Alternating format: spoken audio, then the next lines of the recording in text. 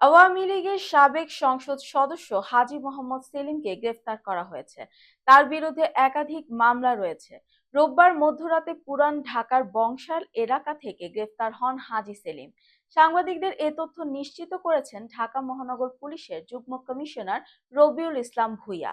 তিনি জানান, হাজী সেলিম সর্বশেষ 2018 সালে একাদশ জাতীয় সংসদ নির্বাচনে আওয়ামী লীগের মনোনয়নে ঢাকা 7 আসন থেকে এমপি হন।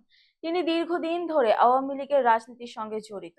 গত জানুয়ারিতে হওয়া দ্বাদশ জাতীয় সংসদ নির্বাচনে হাজী সেলিমের ঢাকা 7 আসনে আওয়ামী লীগের মনোনয়ন পেয়ে এমপি হন তার ছেলে সোলাইমান মোহাম্মদ সেলিম। 2008 সালের 27 এপ্রিল দুদকের জ্ঞাত আয় বহির্ভূত সম্পদ অর্জন এবং সম্পদের তথ্য গোপনের অভিযোগে করা মামলায় 13 বছরের কারাদণ্ড হয় হাজী সেলিমের। পরে হাইকোর্টে গিয়ে তার সাজা কমে হয় 10 বছর। কিছুদিন কারাভোগের পর গত বছরের জানুয়ারিতে তিনি জামিন পান।